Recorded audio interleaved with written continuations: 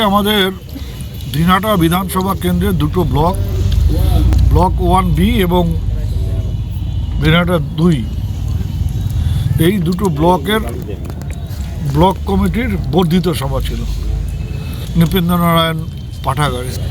সেখানে আমাদের প্রত্যেকটা 16টা অঞ্চলেরই প্রধান, সভাপতি এবং যারা ব্লক সদস্য তারা উপস্থিত ছিলেন। আমরা কয়েকটা সিদ্ধান্ত এসেছি এবং কিছু কিছু বার্তাও আমরা আমাদের নেতাদের দিয়েছি আজকের এই বৈঠকের মধ্যে দিয়ে। এক হচ্ছে ঘরের ব্যাপারে, আমরা এর আগেও বলেছিলাম, আজকেও বলছি যে ঘরের ব্যাপারে আমাদের দল যেটা সিদ্ধান্ত করেছে জেলা পার্টি, সেটা হচ্ছে আমাদের কোনো জনপ্রতিনিধি বা অঞ্চল স্তর পর্যন্ত যারা নেতৃত্বে আছেন তাদের কারো নাম যদি ঘরের তালিকায় থাকে তবে সে ঘর সারেন্ডার করবে বিডিও অফিসে চিঠি দিয়ে। ইতিমধ্যে অনেকেই সে কাজ করেছেন, যারা এখনও করেননি তাদেরকে আজকে শেষবারের মতো ওয়ার্নিং দিয়ে পরিষ্কারভাবে বলে দেওয়া হলো যে অবিলম্বে তোমরা ঘরের নাম সারেন্ডার করো। আমরা এর আগেও বলেছি, আজকেও বললাম এবং এটা আমাদের সবসময় বক্তব্য যে নতুন করে তৃণমূল কংগ্রেস আজকে আমাদের সর্বভারতীয় সাধারণ সম্পাদক অভিষেক বন্দ্যোপাধ্যায় যে কথাটা বলেছেন যে স্বচ্ছ তৃণমূল কংগ্রেস, শক্তিশালী তৃণমূল কংগ্রেস, এবং নতুনভাবে তৃণমূল কংগ্রেস আমরা 2023 সালে পশ্চিমবাংলার মানুষের কাছে তুলে ধরতে চাই। সেই কারণে আমরা আমাদের নেতাদের, কর্মীদের বারবার বলছি যে কারো বিরুদ্ধে যেন কোনো রকম দুর্নীতির অভিযোগ আমাদের কাছে না আসে এবং কেউ যেন কোনো আর্থিক দুর্নীতির সাথে জড়িয়ে না পড়ে।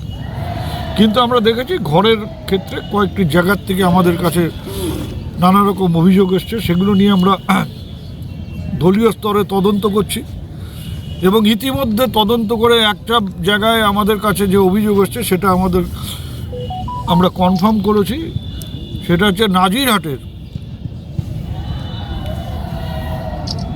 পঞ্চায়েত সদস্য গোপাল মোদক ওরফে ক্ষিতীশ মোদক, তাকে আমরা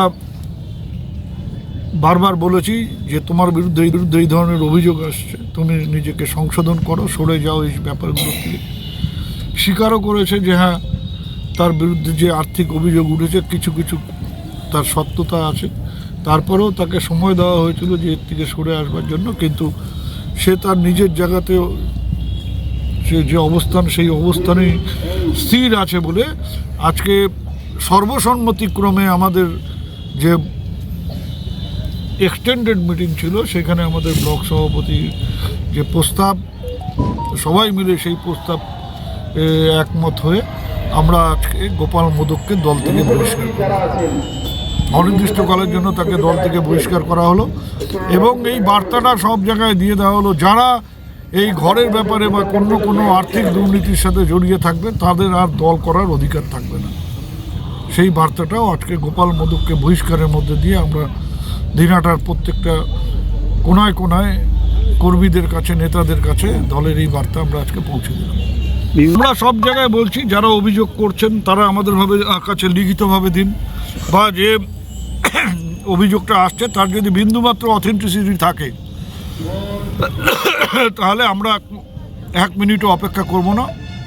আমরা জেলা নেতৃত্বকে ইতিমধ্যে জানিয়ে দিয়েছি যে দিনহাটায় আমরা দলের ভাবমূর্তি এবং দলের মধ্যে যে স্বচ্ছতা সেটাকে বজায় রাখবার জন্য এই ধরনের অ্যাকশান নেব। দল, জেলার নেতৃত্ব আমাদের সাথে একমত। আমরা আজকে গোপাল মোদককে বহিষ্কার করলাম এবং যদি এই ধরনের ঘটনা আবার ঘটে তাদের বিরুদ্ধেও আমরা একইভাবে ব্যবস্থা গ্রহণ করব।